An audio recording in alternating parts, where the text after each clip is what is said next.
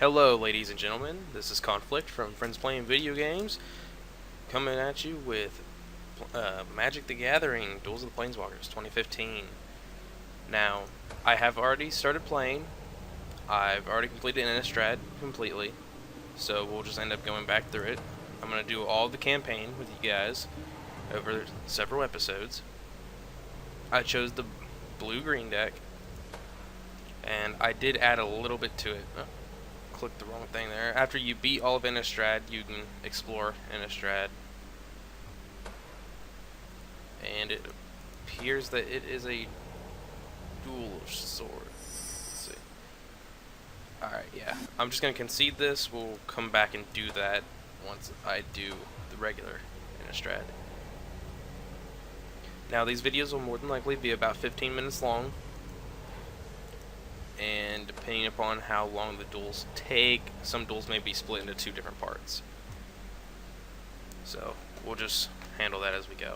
Alright, for the first one, Living Death. You are confronted by a horrible sight. The mangled body of a planeswalker. From the shadows you hear a mad giggling and a chorus of groans. The corpse begins to twitch, the gold-colored Gisa emerges, happy to add another recruit to her army.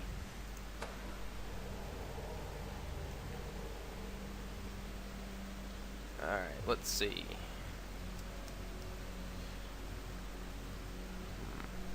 I'm gonna mulligan this hand. Alright, while that's not all that better, I'm gonna keep this hand. This gives us a nice island for our Kraken Hatchling, which will be good for defending. And then we can bring out the Spire Tracer, which can't be blocked except by creatures with flying or reach. And we actually got another land as well, so that'll be very good for us in the future. And we also have Elder of Laurels. You tap 1 green and 3 other land, and target creature gets +X/+X until end of turn, where X is the number of creatures you control. It's a decent card. That's not a card that's regularly in this deck. I added that in from one of the packs that I got. Alright, we'll throw up a green, and we'll throw down a Spire Tracer. Now, this is another card that I added in, Counter Lash. Counter target spell. You may cast a non-land card in your hand that shares a card type with that spell without paying its mana cost. And then we have Void Snare. Return target non-land permanent to its owner's hand, and Hunt the Weak. Put a +1/+1 counter on target creature you control, then that creature fights target creature you don't control. So it's basically like a better prey upon.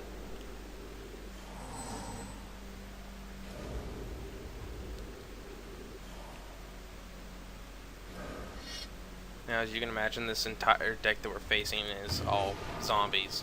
It's a pure black zombie deck. Alright, let's see here. What are we gonna play? I'm thinking for right now,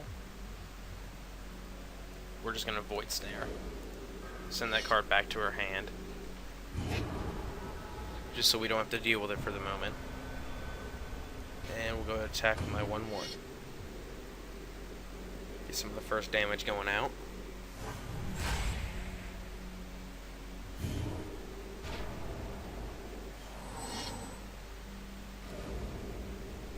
Now, I've been playing Magic since about 2010, 2011. So, I'm fairly new compared to other people, but still feel as if I have a decent grasp upon the concepts of the game. We'll go ahead and throw out both these creatures. So that way next turn we can take advantage of that passive ability. The active ability. Not passive. Alright. Go ahead and do another 1 damage.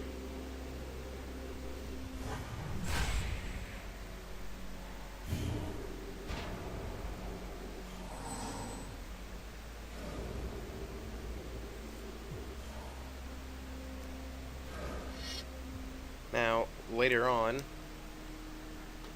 I will be doing multiplayer sessions. We'll do probably about 3 matches into one video. But I'll also be doing matches where I go up against the co-partner of this channel, Xfire73, and we will just simply duel against each other. See who's the better deck for the week. We'll probably make that a weekly series, just a best out of 3. Alright, let's see. We got Quickling. It's flash, which means that you can play it at any time. It's like an instant. Then it has flying, and when it enters the battlefield, sacrifice it unless you return another creature you control to its owner's hand. Alright, so we're gonna play this.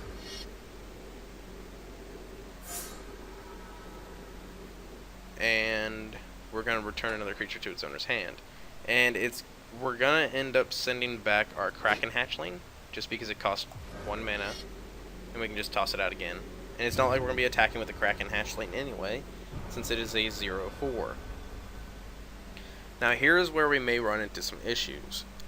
I'm probably not gonna block this turn, simply because we don't have the mana to activate this ability, and it's a 5/3.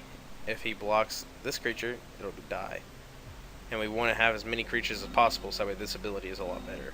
So I think this time I'm going to skip my attack.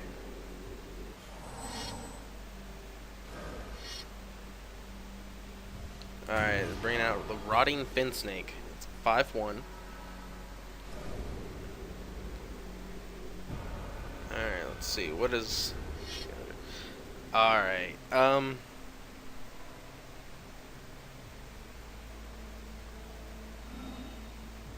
at this point, I think I'm going to let it go through. You might be thinking, why don't you just block it with one of your creatures? Well, any one of my creatures will die to that. And like I said before, I want a good amount of creatures on the field for that to take effect all the way. So I'm just going to skip the blocking. I'm going to take the 5 to the face.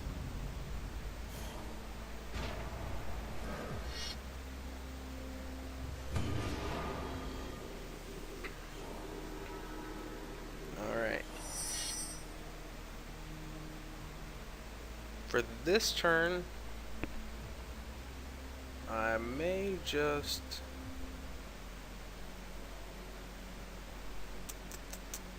What am I gonna do?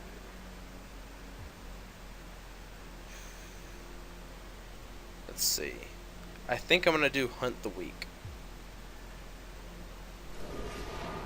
And I'm gonna put that on this guy right here. And I'm gonna use that to kill his zombie that he just placed. And as you can see, our creature's still there, and he can't block that creature. He's unable to because it has flying. I'm going to attack.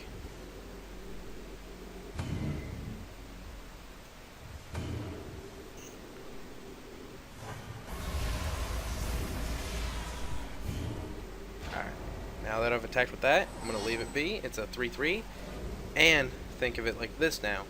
As soon as I activate this ability, use all 4 of my mana, it's going to become 1, 2, 3, 4, 5. It's going to become an 8/8 for that turn. However, I think I'm going to have to make that go down by 1 and block that 5/1.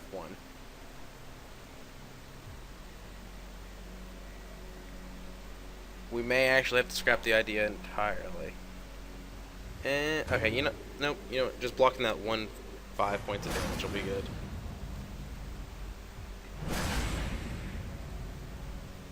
Because then that leaves me open next turn to do a ton of damage.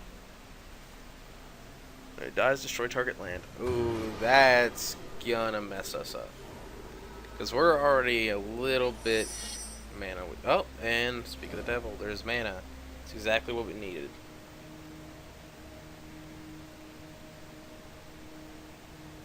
Alright, we're going to play Shakar, the Surakar Banisher, and we're going to send that to his hand. Alright, we'll just go ahead and swing with the 3/3 flyer again. Still unable to use that ability, just simply because we've had to play some more creatures. We need more mana going. Otherwise, it's gonna Take quite some time. Now I am playing this on Planeswalker difficulty, so it is going to be a little bit difficult at times. Alright, I'm going to block with this, so he just kind of cancels it out, and neither of our creatures die. So he can't take one of my lands away from me, and I still have a creature on the board. Alright, he's going to play Massive Ghouls again.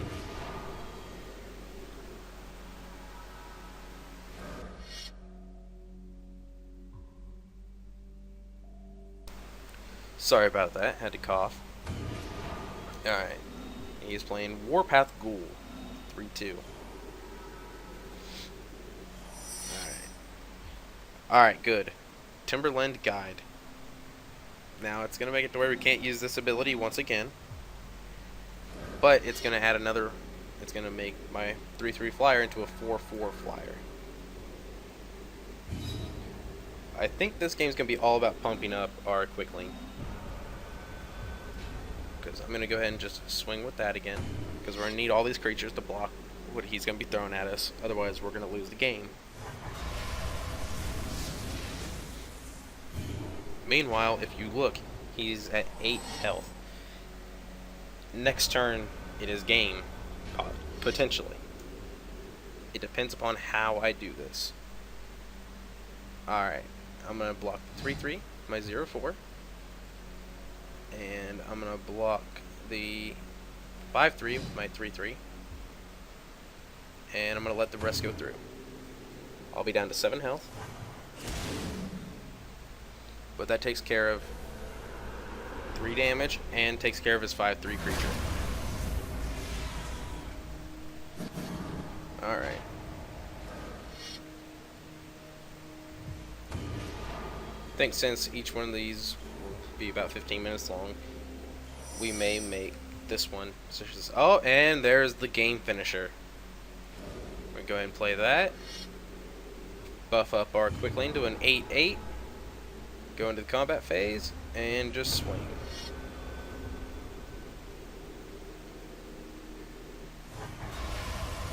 Alright, that is it for Living Death.